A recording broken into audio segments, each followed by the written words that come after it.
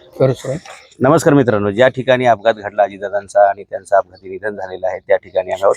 ज्या ठिकाणी विमान क्रॅश झालं, विमान पडलं, त्यापासून हार्डली 100 फुटावरती ज्यांचं घर आहे ते माझ्यासोबत आहेत. तुमचं नाव काय आणि सकाळी कसं घडलं काय? माझं नाव राघव मारुती आठवले. आणि तिकडून विमान आल्यावर रेल्वे गेटला गेलं.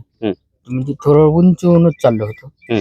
माघारी आलं. माघारी आल्यावर ते गावाला येडा घालून तिथे येऊन धडकलं. थोडक्यात जाळ आणि बार संकटच म्हणलं तरी चालेल. एक पडलेच झालं सगळं. बरं, सकाळी किती वाजता झालं असेल हे? 8:45ला. 8:45ला. त्यावेळी मला सांगा, धुकं होतं का? किती असेल धुकं? धुकं नव्हतं. 30% होतच. 30% होतं तुमचं म्हणणं आहे. तुझं काय म्हणणं आहे मित्रा? धुकं नव्हतं, बरोबर. कारण 8:30च्या नंतर धुकं असण्याची शक्यता खूपच कमी आहे. होतं सकाळचं, पण जसं ऊन वाढन तसं. बरं, तुम्हाला किती फुटाचं दिसत होतं त्यावेळी 8:45 वाजता? गुरं वगैरे तुमची दिसत होती का? गुरं वगैरे आमची दिसत होती का? मग गुरं दिसतील तर धावपट्टी दिसायला किती वेळ लागेल? तुला काय वाटतं?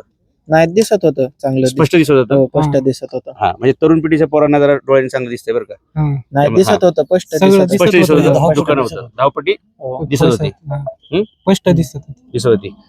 तुमच्या बऱ्याचशा मुलाखती आम्ही पाहिलेल्या आहेत. परत तुम्हाला विचारतो की विमानाचा स्फोट हवेत झाला का खाली पडल्या? खाली पडल्यानं झाला, हवेत नाही. बरोबर. खाली टच तुम्हाला झालं काय नाही. वाटतंय, पहिल्याच प्रयत्नात विमान खाली पडलं का 1-2 वेळा घिरट्या घातल्या आणि मग ते पडलं? एक गिरटी घालून असं आलतं गावाकडं, खालीनं चालतं आणि या लाईनच्या वर एक चक्कर मारली खाली. म्हणजे उलटच झालं, ते उलटच वरतीच उलट झालं. हवेत उलट झालं. हा, हवेत उलट झालं. आणि मी इथंच उभा होते हायशी. हा. मी म्हंटल विमान आलं, पडलं परत, तर त्या खाली येऊन त्या पट्टीलाच खळ झालं की आणखी एक पट्टी खाली स्फोट झाला. पलटी कुठे खाली? त्याने वर खाल्ली का तिथे? नाही, वर नाही, खालीच जिमनीच पलटी खाल्ली. अच्छा, म्हणजे जमिनीवर पडल्यावर त्याने पलटी खाल्ली.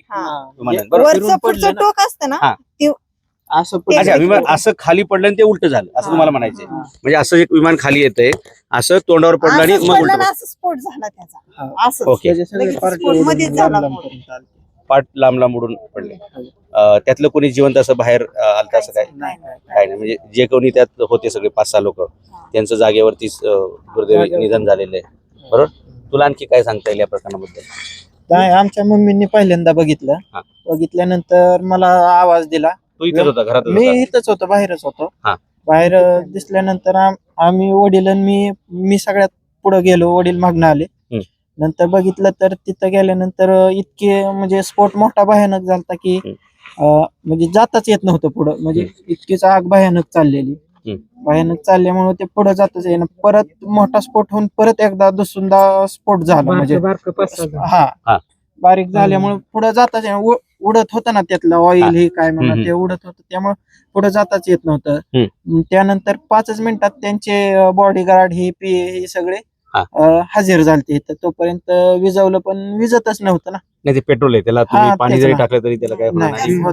स्फोट झाल्यानंतर कसं कळालं तुम्हाला? ते त्यांच्या पीएननी ओळखलं की म्हणजे घड्याळ हे त्यांचं घड्याळ ते रिसिव्ह करायला चालते ना एअरपोर्टला, त्यासाठी थांबले.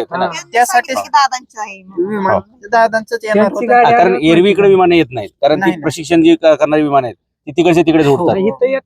येतात की पण पडत नाहीत एवढं की. पण त्यांचा आवाज छोटा असेल, त्यांची क्षमता छोटी असते. ते बिघडलेलंच असं आवाजच वेगळा येत होता त्याचा. म्हणजे त्याचा हवेत असताना आवाजच वेगळा येत होता. तर मित्रांनो, ही गोष्ट या तरुणाच्या ऑब्झर्वेशन मधली तुम्ही जरा बारकाईने हे करा की याचं असं म्हणणं आहे की विमान ज्यावेळी हवेतच होतं तेव्हाच त्याचा बिघाड झाल्याचा त्याला आवाज येत होता. कसा आवाज येत होता तुला? नेहमीपेक्षा वेगळाच आवाज येत होता.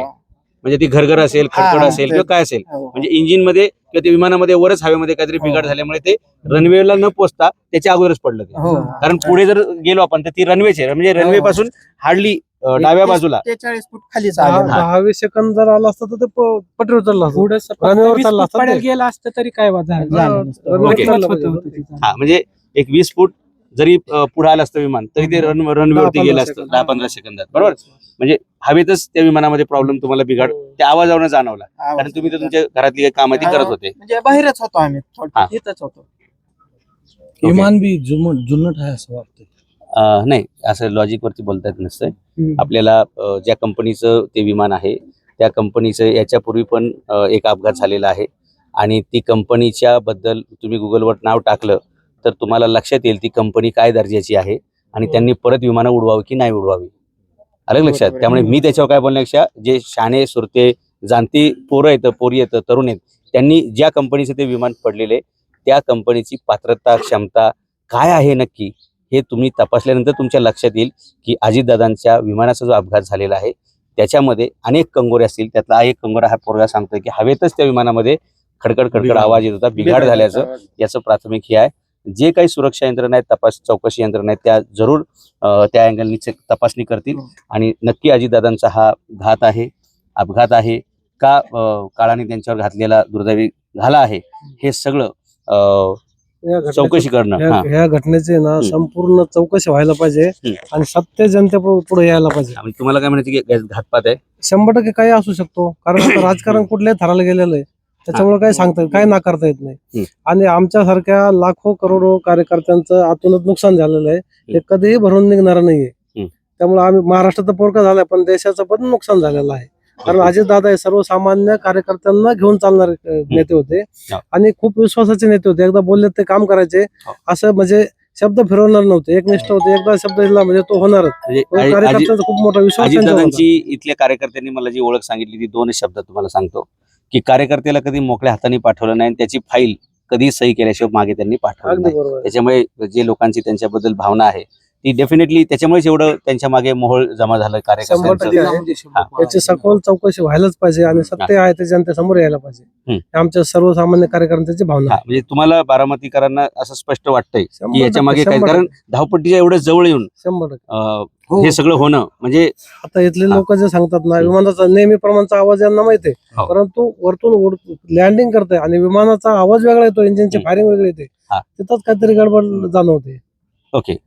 म्हणजे जसं चौकशी व्हायला पाहिजे. आपण ज्यावेळी गाडी चालवताना त्याचं पाणी गेलं चुकून टाकीमध्ये तर ती गाडी अचानक बंद पडते, 2 व्हीलर शक्यतो पावसाळ्यामध्ये असं काहीतरी इंजिन मध्ये काय असेल. पण कसं आहे अशा विमानांना आहे ना 2 इंजिन असतात, त्यांचा सेपरेट पंखा असतो, separate engine, separate fuel tank, separate pipeline, हे सगळं असतंय.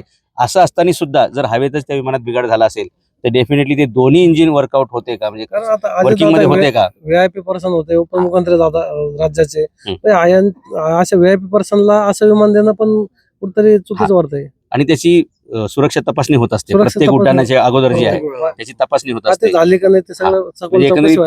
तुमचं म्हणणं असं की विमानाची परिस्थिती तपासली पाहिजे, विमान उड्डाणाच्या अगोदर त्याची तपासणी झाली की नाही हे सगळं तपासलं पाहिजे आणि नक्कीच याच्या मागे काय आहे हे महाराष्ट्राच्या जनतेला नक्कीच कळायला पाहिजे. आणि महाराष्ट्राची जनता ही नक्की वाट बघणार की हे नक्की काय झालंय, याच्या मागे काय आहे आणि याच्या मागे कोण आहे, कळायला पाहिजे. हा, मग नियती आहे का व्यक्ती आहे, प्रवृत्ती आहे का विकृती आहे, याचा निर्णय काळाच्या ओघात आपल्याला जनतेला कळायला पाहिजे.